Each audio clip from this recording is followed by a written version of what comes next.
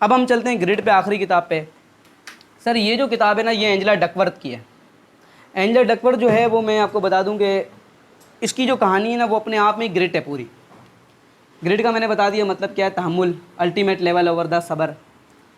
अब इस किताब के अंदर ना ये जो ग्रिड है ना, इसमें पहले तो बहुत बड़े बड़े जो राइटर्स हैं ना, उन सब ने एक बात लिखी है। उसने कहा कि साइकोलॉजिस्ट सदियों तक यानी सालों तक ढूंढते रहे कि कामयाबी कैसे मिलती है, लेकिन एंजेला डकवर्थ ने यह बताया कि कामयाबी क्या होती है। तो सर एंजेला डकवर्थ एक लेडी थी, उसने क्या किया कि वो मैथ के बच्चों को पढ़ाती थी, टीचिंग करती थी हाई लेवल के बच्चों को।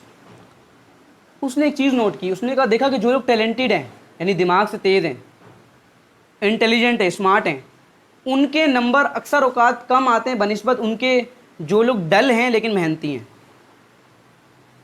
अब ये बात ना उसको थोड़ी सी खटकी। उसने कहा मतलब इनके नंबर क्यों नहीं आ रहे, उनके क्यों आ रहे हैं।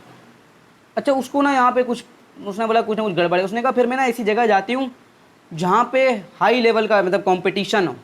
वो वहाँ गई, उसने वहाँ भी यही पाया, टैलेंटेड लोग अक्सर औकात पीछे रह जा रहे हैं। अब उसको ये सवाल और उभरा कि भाई टैलेंट होने के बावजूद, कंपटीशन होने के बावजूद, स्मार्ट होने के बावजूद कोई शख्स अगर आगे नहीं जा रहा तो क्या वजह इसकी आगे ना जाने की। वो रिसर्च करती थी। अब रिसर्च के लिए वो सबसे पहले गई नेवी सील, क्योंकि वहाँ ट्रेनिंग होती थी सबसे हाईएस्ट। उसने वहाँ पर सब पे रिसर्च की जो नेवी सील बन रहे थे, और उसने बता दिया पहले कि ये लोग जीतेंगे और ये लोग ये पास होंगे, और कुदरतन हुआ भी वैसे। और उसने जिनका बताया था ना, वो लोग ना फिजिकली बहुत फिट थे और ना ही उनकी पढ़ाई में स्कोर ज़्यादा था, लेकिन फिर भी वो पास हो गए नेवी सील। तो इसने कहा कि अगर नेवी सील में ये रूल अप्लाई होता तो हर जगह होता। फिर इसने चंद कंपनीज़ के साथ मुआहिदा किया कि मैं आपके वर्कर्स पे रिसर्च करती हूँ, किया, वहाँ पे भी इसको ये रिजल्ट, हर जगह इसको एक ही नताइज मिले। और अगर आप भी देखें, तकरीबन यहाँ पे सब लोगों की स्टडी तकरीबन कंप्लीट हो ही चुकी है।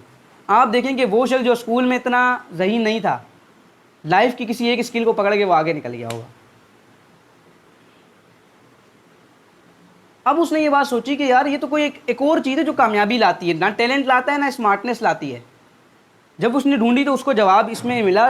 इस वर्क उसको जो है विल स्मिथ को कोई जानता है? विल स्मिथ एक काला सेक्टर है हॉलीवुड का, आपने बताया भी था मुझे उस दिन वाला। हाँ वो वाला। सर वो आप एक बात नोट किया आपने, हॉलीवुड में वाइट काला एक्टर वो है जो मशहूर है अब तक, जो बहुत लंबा अर्सा चला। तो उससे इंटरव्यूअर ने पूछा 25 साल, 25 की उम्र में आपने हॉलीवुड ज्वाइन किया, बैड बॉयज़ के नाम से मूवी बनाई, और अभी 2020 में उसका थर्ड पार्ट रिलीज़ हुआ, यानी 25 साल बाद भी उसने वही बैड बॉयज़ का ही किरदार निभाया है। तो उसने कहा 25 सालों तक आप कैसे टिके रहे। उसने कहा देखो आप मुझसे ना बहुत ज़्यादा टैलेंटेड हो, कोई मसला नहीं, आप मुझसे बहुत ज़्यादा स्मार्ट हो, कोई मसला नहीं, आप मुझसे खूबसूरत बहुत ज़्यादा हो, तब भी कोई मसला नहीं, लेकिन कहता है जो चीज़ मुझे ख़ास बनाती ना वो है मेरा वर्क एथिक, काम करने का यानी तरीका। अब कहता है मेरा तरीका ये कि अगर आप मेरे साथ ट्रेडमिल पे दौड़ोगे, चढ़ते हो रेस लगाने के लिए ट्रेडमिल के ऊपर, कहता है दो काम होंगे, या तो आप थक के उतर जाओगे या मैं मर जाऊँगा, यानी कहानी ख़त्म। यानी उसने कहा मैं अपने सपनों के लिए अपनी जान निकलने तक के लिए काम कर सकता हूँ, यानी जब तक मेरी जान में जान में तब तक काम करने को तैयार हूँ। अब उसको एंजेला डकवर्थ को पता चला है भाई ये तो कोई मेंटल टफनेस है। ग्रिड का ही दूसरा नाम मेंटल टफनेस है, ये भी बता दूं मैं आपको। यानी उसने कहा कि कोई बंदा जो दिमाग से तेज है ना, बेसिकली वही हारिस बार बार मुझे कहता है जब हम कर कोई परेशानी आती है ना हम पे इकट्ठे, तो मैं से कहता हूँ, कहता है बस दिमाग का खेल है, दिमाग का। तो हारिस यही दिमाग का खेल है कि मेंटल टफनेस है। अब उसको समझ आ गई एक बात की, यार ये जो सारी चीज़ें ना ये मेंटल टफनेस से ही हो रहा है। अब उसने फिर रिसर्च की इसके ऊपर, ग्रिड के ऊपर। तो उसने ना चंद रूल्स निकाले और उन रूल्स को 3 चैप्टर में डिवाइड किया। पहले 2 चैप्टर मैंने पढ़े, तीसरा नहीं पढ़ा। तीसरा चैप्टर है पेरेंट्स के लिए, कि पेरेंट्स लोग अपनी ग्रिड कैसे बढ़ाएं। तो हम पेरेंट हैं नहीं कोई भी, तो ना हमें बढ़ाने की ज़रूरत है इस टाइम। पहले जो 2 है उसमें पहले में उसने ग्रिड को डिफाइन किया, ग्रिड होती क्या है। दूसरे में उसने बताया 4 लोग हैं जिनकी ग्रिड रहेगी, और उससे भी पहले सबसे शुरू में उसने ग्रिड की डेफिनेशन दी। अब ग्रिड क्या होती है, यानी मेंटल टफनेस होती क्या है। वो कहती है grid means passion and Perseverance for the long term goal, यानी एक काम को जो शख्स सालों साल कर सकता है ना, ये ग्रिड है। अच्छा ग्रिड का मुझे पता है कैसे पता चलता है। शासक का मैंने एक लेक्चर सुना, उन्होंने कहा एंजेला डकवर्थ कहती है ग्रिड के अंदर कि जो लोग अपने सपनों के साथ जीते हैं ना उनके सपने पूरे होते हैं। तो मैंने कहा यार शाह साहब ने बोला तो ग्रिड कोई चीज़ होगी। तो फिर हमने मैं और जुनेद गए, हमने ढूंढा, हमने ग्रिड को किताब को मिला, 1 हफ्ते मैंने ख़त्म कर दी, और मुझे पता चला कि वाकई में सारी घुमा फिरा के उसने यही बताई है कि मतलब ग्रिड का मतलब ये है कि सालों साल इवन मरते दम तक जो काम आप कर सकते हो ना, अगर कर सकते हो जो भी काम, तो ये ग्रिट है आपके पास, यही मेंटल टफनेस है। इसमें इंटेंसिटी का उसने नहीं बताया कि ज़्यादा हो कम हो, बस करते रहना है, ये बताया। पहली डेफिनेशन सर ग्रिट समझ आ गई। अब दूसरी बात उसने बताया, उसने कहा अगर टैलेंट है ना, टैलेंट वही वाली बात है, टैलेंट आपको दूर तक नहीं लेके जा सकता। उसकी रिसर्च ने ये प्रूव किया कि सर टैलेंट का रोल आपकी तरक्की के अंदर 30% है, 70% जो रोल है ना वो है मेंटल टफनेस का, ग्रिट का। आप में कितनी बर्दाश्त है, आप में कितना सब्र है, 70% रोल है इसका। तो वो कहता है टैलेंट मल्टीप्लाई बाय एफर्ट करोगे ना तो स्किल बनेगी। यानी अगर टैलेंट है ना आपके पास, आपने उसके साथ एफर्ट की, मेहनत की, तो स्किल बनेगी, पैसा आएगा।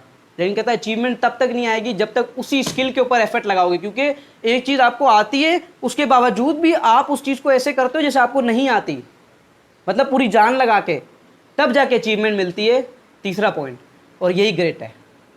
तो उसने कहा अगर आप किसी भी चीज़ को पाने के लिए टैलेंट को 1 काउंट करते हो तो ग्रिट को आप 2 काउंट करो। यानी ग्रिट का रोल डबल है बेसिकली। वो कहता है देखो ये कभी भी जंप नहीं करेगा, टैलेंट से जा रहे अचीवमेंट कभी जंप नहीं करेगी। हमेशा एफर्ट लगा के पहले स्किल में कन्वर्ट करोगे, स्किल के बाद एफर्ट लगेगी, तब जाके वो अचीवमेंट होगी। उसने कहा जिन लोगों में ग्रिट की कमी थी ना, मैंने ये देखा है कि उनमें less coherent of the goals थी, स्ट्रक्चर। यानी उनके पास गोल था, ड्रीम था, विजन था, लेकिन उनके पास प्लानिंग नहीं थी। उन्हें पता नहीं था कि कैसे आज ये पूरा करके कल वो पूरा होगा। क्लियर हो रहा है सर ये बात? नहीं। यानी वो कहते हैं कि जो लोग लॉन्ग टर्म गोल तक एक चीज़ को पकड़ के नहीं चल सकते ना, उसकी वजह यही है कि उनको पास स्ट्रक्चर नहीं है गोल का, कि ये करूँगा इसके बाद ये होगा, इसके बाद ये, इसके बाद ये, इसके बाद ये। और जिस शख्स ने स्ट्रक्चर बनाया हुआ उसकी ग्रिट हाई होगी। ये सर पहला पोर्शन इसका यहीं पे ख़त्म होता है ग्रिट का। अच्छा एक और बात वो करती है, हाँ, कि ग्रिट जो है ना वो उम्र के साथ बढ़ती है, ये बात याद रखें आप। वो कहते हैं अगर आप अपनी ग्रिट नहीं बढ़ाओगे ना, सब्र तहम्मुल, उम्र के साथ बढ़ती रहेगी। पूछो क्यों? वो कहता है 25 साल की वो उम्र, वो कहती है 25 साल की वो उम्र होती है जब आपका ईगो सीमेंट की तरह सेट नहीं हुआ होता। कहता है ईगो को सीमेंट की तरह सेट होते हुए ना आपको 25 साल लगते हैं कम से कम। वो कहते हैं ग्रिट जो बढ़ना शुरू होती है वो 25 या 34 साल के दरमियान के लोगों के बाद होती है। क्योंकि कहते हैं जब आप इस लेवल पे पहुंचते हो ना, आप बहुत सारी चीज़ें समझ लेते हो, बदल ही नहीं जा सकेंगी। सब्र करो सब्र के अलावा कोई चांस ही दूसरा नहीं है। समझ रहे सर? तो वो कहती है कि ये बात है, अगर आपने अपनी ग्रिट ना बढ़ाई तो ग्रिट वक्त के साथ लाजमी बढ़ेगी। क्यों सर? मैं इसकी एग्जांपल देता हूँ। आप होते हो, जिस माँ बाप ने आपको पाला, 90% लोग क्या अपने माँ बाप के जनाजे नहीं देखते? 10% ऐसा होता है कि बच्चा पहले मर गया हो। तो सर क्या आपकी ग्रिट नहीं बढ़ेगी उस टाइम? क्या आपका बर्दाश्त नहीं बढ़ेगी? तो वो कहती है ये बढ़ेगी लाजमी, ये बात याद रखना, विद द एज लिमिट। इसको पहले बढ़ा लोगे तो आपके लिए फ़ायदा है, क्योंकि ये चीज़ सक्सेस लाती है। क्योंकि एक बात याद रखें, वो कहती है कि जो ना कॉन्फिडेंस जो है ना वो बनने से बनता है, बताने से नहीं बनता। मीन्स टू से कि अगर आप ये कहोगे ना मेरे अंदर बहुत कॉन्फिडेंस है, नहीं आएगा। लेकिन अगर आप बनाओगे प्रैक्टिस करके तो आएगा ग्रिड को। तो ऐसे काम करो जिसमें मुश्किलात उठानी पड़े, बेसिकली कहने का मतलब। ये पहला पोर्शन इसका ख़त्म हो गया।